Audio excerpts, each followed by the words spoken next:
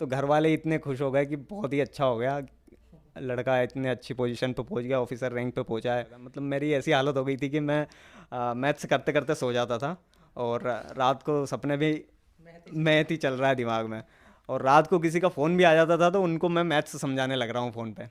ऐसी कंडीशन होने लग रही थी।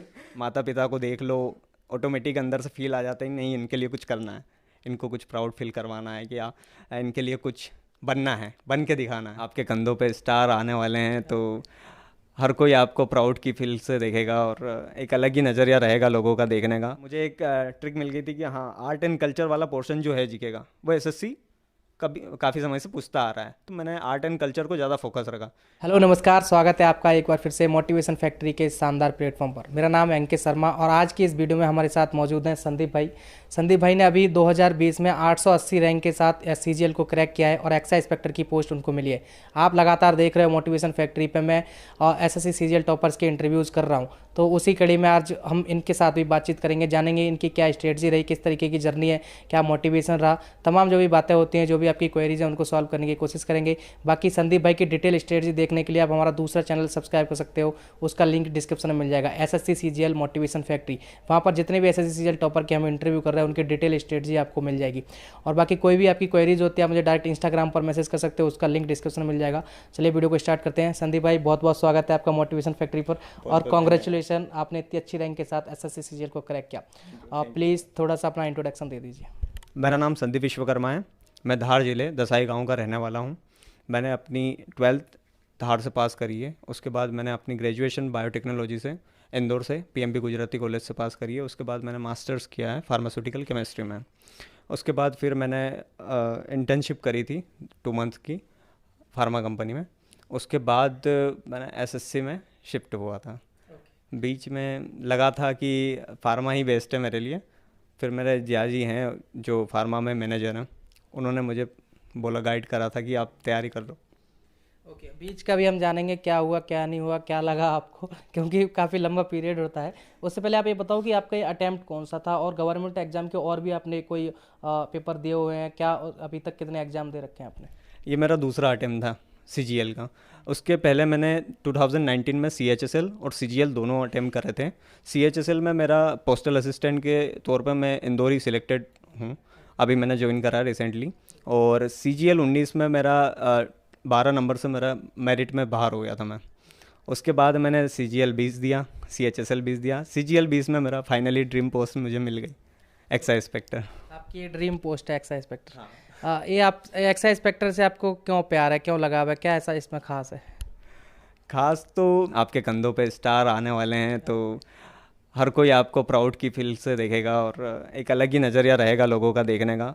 दूसरा कि इसमें एक देश के लिए, आप अपने सरकार के लिए एक अच्छा काम कर सकते हैं अगर जीएसटी कलेक्शन और इनमें जो घूसखोरी जमाखोरी को बचा सकते हैं अपन। और तीसरा कि गांव से कोई ऐसा सिलेक्ट हुआ नहीं है हमारे, तो इसलिए ट्राई कर रहा था कि एक्साइज ही बेस्ट है अपने लिए। ओके, जैसा कि आपने बताया आपके गांव से कोई अभी तक ऐसे सेलेक्ट कोई नहीं हुआ है, तो आपकी इंस्पिरेशन कौन रहा, कहाँ से आपको लगा कि यार नहीं वो भाई साहब ने इसे क्रैक किया है, फिर उन्होंने उसके फ्रेंड ने क्रैक किया है, ऐसा होता है ना मोटिवेशन कि यार मुझे भी ये करना है, कहाँ से इंस्पिरेशन कहाँ से है कि सरकारी जॉब में जाना है और एक्साइज इंस्पेक्टर ही बनना है? आ, मास्टर्स के बाद मुझे पता नहीं था, मैं फार्मा में ही जाने वाला था। मुझे एसएससी का भी आइडिया नहीं था।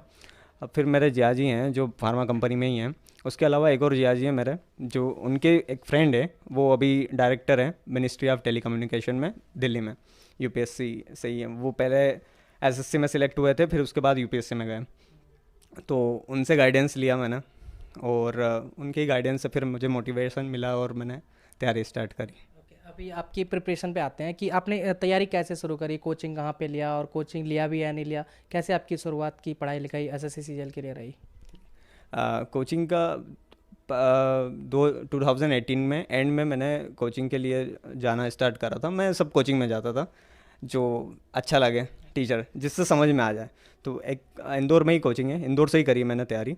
इंदौर में स्कॉलर्स करियर एकेडमी करके हैं, अरविंद भास्कर सर हैं जो कि गुरु हैं हमारे। उनके ही मार्गदर्शन में आज हम यहाँ पहुँचे हैं। ओके, और ये बहुत लंबा पीरियड हो जाता है सरकारी जॉब का, क्योंकि एग्ज़ाम का भी अभी तो एसएससी काफ़ी टाइम से सारा चीज़ें करवा रही है। उस टाइम बहुत लंबा पीरियड हो गया था, प्री हुआ फिर मेंस, उसके बाद रिजल्ट का भी काफ़ी वेट करा लिया उन्होंने।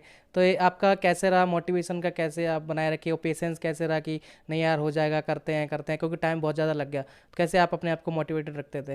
हाँ, जब तैयारी हो गई थी उसके बाद मैंने एक तो मैं आता भी बहुत दूर से, राजेंद्र नगर रहता था मैं, तो वहाँ से लाइब्रेरी के लिए आते थे यहाँ दिल्ली, क्योंकि यहाँ पे फिर एक सर्कल बन गया था, फ्रेंड सर्कल बन गया था, 3 से 4 लोगों का सर्कल बेस्ट है। तो उसमें सब एक दूसरे को मोटिवेट करते रहते थे। पर फिर लॉकडाउन वाली प्रोसेस आई, लॉकडाउन हुआ, घर चले गए, तो मोटिवेशन तो घर से ही मिल जाता है। माता पिता को देख लो, ऑटोमेटिक अंदर से फील आ जाता है नहीं इनके लिए कुछ करना है, इनको कुछ प्राउड फील करवाना है, कि इनके लिए कुछ बनना है, बन के दिखाना है। तो वो एक मोटिवेशन घर से ही मिल जाता था। और बाकी मेरे दीदी हैं, जिया जी हैं, उनका बहुत सपोर्ट रहा, और दोस्त। ओके।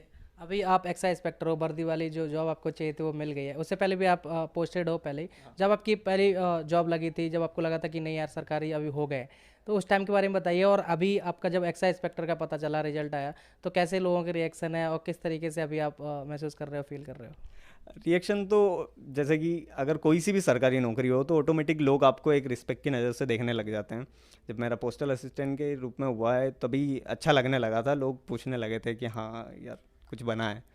और एक्साइज में आने के बाद तो और चीज़ें चेंज हुई हैं। पहली बात तो घर वाले इतने खुश हो गए कि बहुत ही अच्छा हो गया, लड़का इतने अच्छी पोजीशन पे पहुंच गया, ऑफिसर रैंक पे पहुंचा है।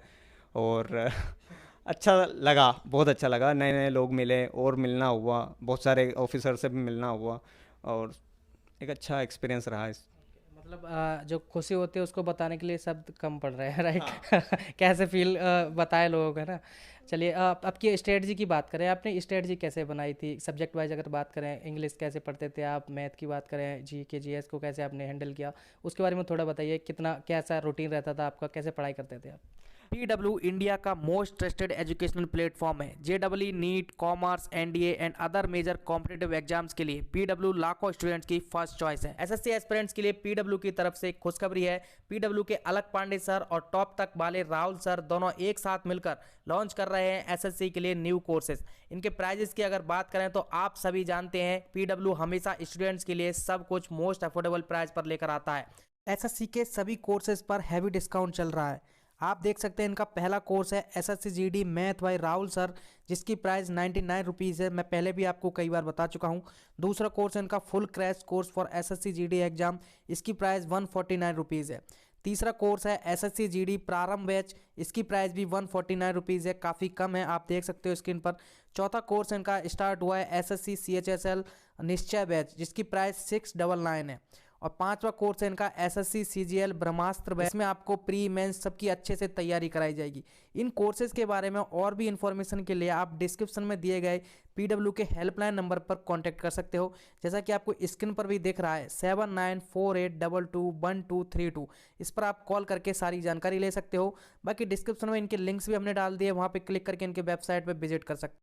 मैथ्स और इंग्लिश के लिए तो मैंने क्लास ले ली थी, क्योंकि मैं एक बायो बैकग्राउंड से बिलोंग करता हूँ, तो बायो और एसएससी में आना मतलब बायो वालों के लिए मौत आने वाली बात हो जाती है, क्योंकि बहुत ही मुश्किल हो जाता है जब मैथ्स आपको दिखता है सामने, क्वेश्चन आते हैं तो समझ में नहीं आता कि पहले उसको करना कैसे है। तो बहुत वीक रहा मैथ्स तो। पर उसके बाद मैंने कोचिंग ली, तैयारी करी, प्रैक्टिस करी, मल्टीपल टाइम्स प्रैक्टिस करी, क्वेश्चन लगाए, नोट्स जो थे उनको बार बार रिवाइज करा, तो उसके बाद मेरा मैथ्स बहुत अच्छा होने लगा। मतलब मेरी ऐसी हालत हो गई थी कि मैं मैथ्स करते करते सो जाता था, और रात को सपने भी मैथ ही चल रहा है दिमाग में, और रात को किसी का फ़ोन भी आ जाता था तो उनको मैं मैथ्स समझाने लग रहा हूँ फ़ोन पे, ऐसी कंडीशन होने लग रही थी। तो तब मुझे लगा कि हाँ अब मेरा चल रहा है, कि हाँ मैं कर लूँ अब। मैथ्स ऐसे हो गया। इंग्लिश की भी मैंने क्लास करी थी, और ऑफलाइन ही करी थी, और रीजनिंग और जीएस के लिए तो ऑफलाइन क्लास वगैरह नहीं ली थी मैंने। इंग्लिश तो मैंने खुद से ही, एक बुक है नीतू सिंह की मैम की, तो वो बुक से प्रेफर करा था इंग्लिश को, और प्रैक्टिस करी थी प्रीवियस ईयर क्वेश्चन। तो इसको डिवाइड कैसे करके रखते थे, कैसे सेपरेट रखते थे कि अभी मुझे 2 घंटे जीएस पढ़ना है, इंग्लिश पढ़ना है, कैसे आपका रूटीन कैसे रहता था? क्योंकि रिवीजन भी करना होता है, ये बहुत मतलब एक वैसी प्रोसेस हो जाती है कि यार कुछ भूल रहे हैं, कुछ पढ़ रहे हैं, कहीं कुछ छूट गया है, कैसे मतलब इसको मैनेज कैसे करते थे? मैं लिख के रख लेता था। अब मेरा पहला ही काम होता था, जब मैं लाइब्रेरी में जाना ही होता था तो पहले ही मैं एक पेज लेके या कॉपी बना ली थी मैंने, तो उसमें मैं पूरा पॉइंट लिख लेता था कि मुझे कितनी देर क्या क्या पढ़ना है। तो मैथ्स का कैलकुलेशन, पहले तो कैलकुलेशन कर लेता था मैं, 30 से 40 मिनट कैलकुलेशन को दे देता। उसके बाद मैं मैथ्स के जो नोट्स हैं या कोई टॉपिक वीक है तो उसको पहले प्रैक्टिस करता था, फिर उसके क्वेश्चन लगाता था। फिर उसके बाद इंग्लिश है जिसमें वोकेब हो गए और वन वर्ड हो गए, तो इडियम फ्रेज वगैरह इनको पहले करता था। फिर उसके बाद एक चैप्टर उठा के उसके क्वेश्चन प्रैक्टिस कर लेता था, तो ये इंग्लिश हो जाता था। फिर जीएस में ऐसा रहता था कि कोई गारंटी नहीं है कैसे आए, पर मुझे एक ट्रिक मिल गई थी कि हाँ, आर्ट एंड कल्चर वाला पोर्शन जो है जीके का वो एसएससी कभी काफ़ी समय से पूछता आ रहा है, तो मैंने आर्ट एंड कल्चर को ज़्यादा फोकस रखा। आर्ट एंड कल्चर को कर लिया, हिस्ट्री कर ली, जियोग्राफी कर ली, इकोनॉमिक्स छोड़ दिया मैंने। इकोनॉमिक्स के क्वेश्चन आते ही नहीं थे तो कोई मतलब नहीं है उसको पढ़ने से।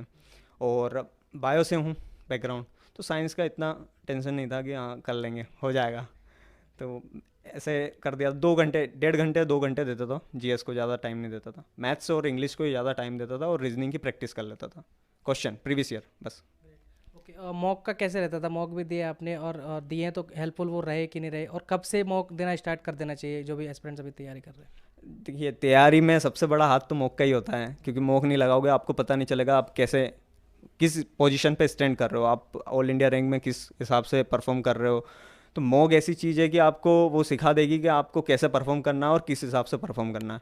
तो बहुत सारी चीज़ें मॉक से पता चली है, कि जैसे कि क्वेश्चन को स्किप करने की एक तो आदत होनी चाहिए, क्योंकि आप एक क्वेश्चन पे ईगो पे लेके एक क्वेश्चन में स्टिक हो जाएंगे और आप फिर उसके बाद उस पर आगे बढ़ेंगे नहीं, तो वो टाइम ही निकल जाएगा। 1 घंटे का पेपर है, 1 घंटे के पेपर में आप अगर एक ही क्वेश्चन पे अटके रहे हैं 4-5 मिनट, तो फिर आपके क्वेश्चन ही अटेम्प्ट नहीं होंगे। तो वो उसके लिए मैंने फिर छोटे छोटे मॉक लगाने स्टार्ट करे। जो क्विज़ आती थी, क्विजेस 10-10 क्वेश्चन, 15-15 क्वेश्चन की, उनको लगाने से थोड़ी स्पीड बढ़ी और पता चला कि कौन से क्वेश्चन को पहले अटेम्प्ट करना है।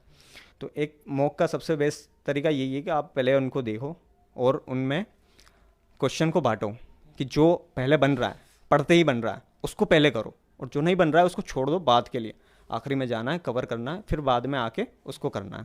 तो वो ऐसा रहा। अभी एग्जाम सेंटर, एग्जाम सेंटर का फियर होता है बच्चों में। मॉक में अच्छा कर रहे हैं, सारी तैयारी भी अच्छी है, लेकिन एग्जाम सेंटर में जैसे जाते हैं तो कुछ ना कुछ गड़बड़ करके आ जाते हैं और उनका सिलेक्शन नहीं हो पाता है, हाथ पैर फूलने लगते हैं। तो उसके बारे में बताओ, वो कैसे मतलब दूर करें बच्चे, और आपको भी ऐसा हुआ हो, फिर आपने कैसे टैकल किया इन सारी चीज़ों? कॉन्फिडेंस आ जाता है। देखिए कि अगर आप तैयारी कर रहे हो, आपकी तैयारी अच्छी है, तो डर तो रहता है, डर होना चाहिए। अगर डर है, आपकी तैयारी है। अगर डर आया तो आपके अंदर मतलब कि आप तैयारी में बहुत अच्छी पोजीशन पे पहुंच चुके हैं। बस इस डर को आपको कॉन्फिडेंस में बदलना है। अब कॉन्फिडेंस आ जाएगा तो आप ऑटोमेटिक पेपर को अटेम्प्ट करने में। और बहुत सारे ऐसे मेरे दोस्त हैं जिन्होंने मतलब तैयारी बहुत अच्छी थी, यहाँ मॉक में नंबर अच्छा आ रहे थे, पर वहाँ एग्ज़ाम में जाने के बाद वही डर आ गया और पेपर अटेम्प्ट नहीं हो पाया ढंग से, और वही सिलेक्शन रुक गया।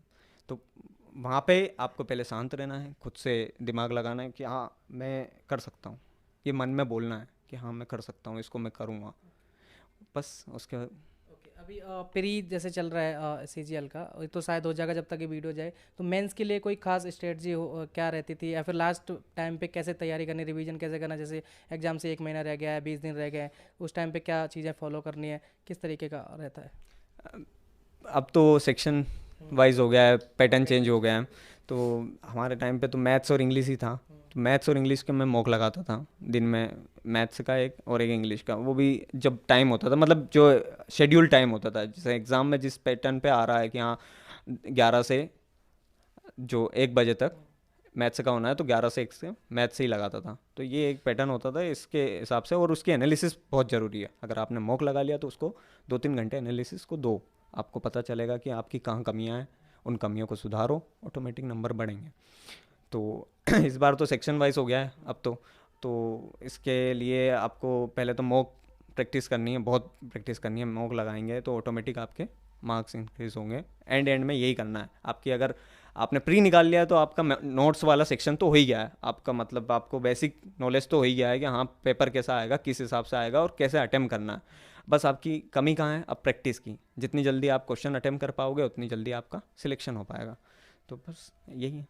अभी लास्ट में जो नए एस्पिरेंट्स इस वीडियो को देख रहे हैं, वो भी चाहते हैं कि भैया की तरह हमें भी एक्साइज इंस्पेक्टर बनना है, उनके भी ख्वाब है, वो भी तैयारी करना चाहते हैं। तो उनके लिए आपके इस जर्नी से आपने जो कुछ भी सीखा है, उनके लिए क्या आप मैसेज देना चाहोगे, या फिर क्या क्या चीज़ें हैं जो गलतियाँ नहीं करनी है, कुछ भी जो भी आपकी तरफ से बेस्ट हो सकता है, उनके लिए क्या हेल्प करेगा, क्या नहीं करेगा, क्या कहना चाहोगे लास्ट में उनको? मैं 3 ही चीज़ कहूँगा। कीप ट्राइंग, बी कंसिस्टेंट और बी पेशेंट। अगर आप ये 3 चीज़ों को कर लेंगे तो आप आराम से सिलेक्शन लेके जाएंगे, आप भी एक्साइज इंस्पेक्टर बन जाएंगे। Thank you so much Sandeep भाई, काफ़ी अच्छा लगा आपसे बात करके। और वंस अगेन कॉन्ग्रेचुलेसन, आपका जो ख्वाब था वो ड्रीम था पूरा हुआ।